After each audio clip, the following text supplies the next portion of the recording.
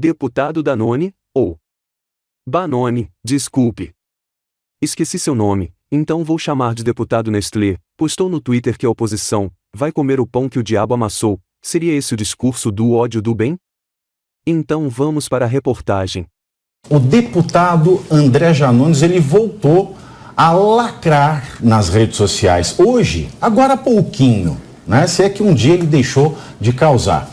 Em publicação no Twitter, o parlamentar reeleito jurou que a oposição, abro aspas, vai comer o pão que o diabo amassou comigo na Câmara, fecha aspas, e afirma que os opressores devem ser oprimidos. Diz ainda que fará justiça às vítimas de racismo, aos jornalistas atacados, será que nós vamos ser vingados agora?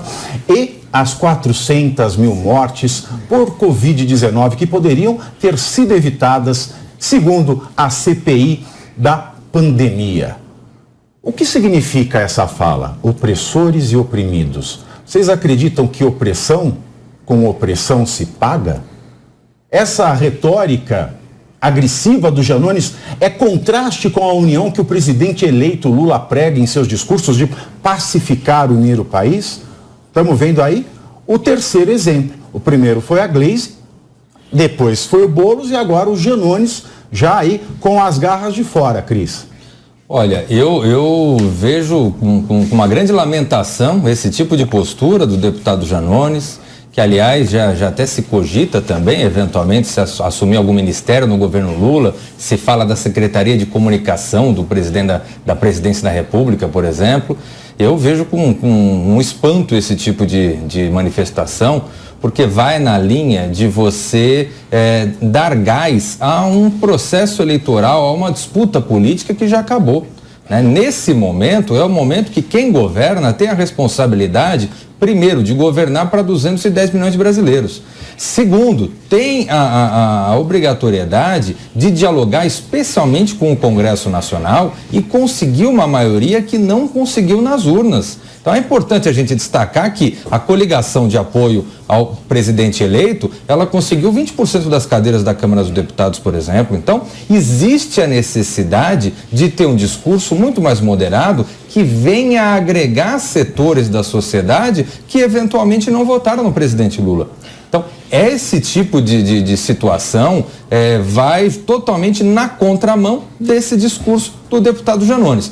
O deputado Janones, mais uma vez, sai do tom, vem dando mostras do que é o chamado janonismo cultural, o modus operandi que ele aplica e que aplicou agora, especialmente nesse processo eleitoral em favor do candidato Lula. O modus operandi do Janones. Exatamente. E aí, ô Valadão, Janones, né? Vai oprimir os opressores. Ele é o zorro ou ele é o tonto? Tá pro tonto. Não é a primeira vez que ele dá alguns discursos no Twitter que pega a população inteira são mais de 58 milhões de pessoas que votaram no Bolsonaro. Nós estamos falando de pessoas que têm famílias, nós estamos falando de pessoas que são conservadoras, e aí ele está colocando esse tipo de discurso acabando com os nossos sentimentos de direita. Como é que eu vou comer o pão que o diabo amassou amanhã junto com a minha família? Exato. O pão que o diabo amassou, com ou sem picanha, cabeça? Olha, em primeiro lugar, acho que cabe aí um pedido de explicações aí nessa verdadeira bravata infantil, quixotesca desse Janones.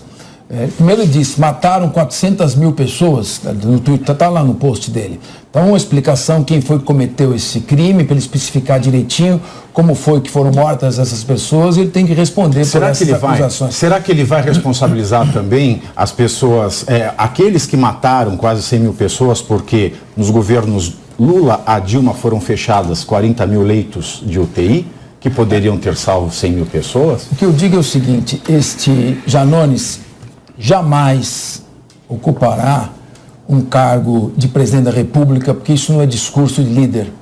Isso é discurso sectarista, de puxa-saco, bravateiro, que jamais conseguirá o objetivo a que ele se propôs, inclusive, nesta eleição. Tenho certeza, seja o Lula, seja o Bolsonaro, seja outros líderes aí que já ocuparam cargos de governador, presidente da República, jamais adotariam um discurso tão ridículo como esse, tão pequeno como esse e tão inadequado como esse. Acho que não devemos nem dar atenção para ele. Infelizmente, ele tem muitos seguidores. É como disse um ex-ministro muito inteligente, um professor, foi do Supremo Tribunal Federal, foi ministro da Justiça. Chegará o tempo em que os idiotas vão se expressar sem nenhum pudor, não terão nenhum medo de expressar a sua opinião. E acho que faz tempo que chegamos nesse momento.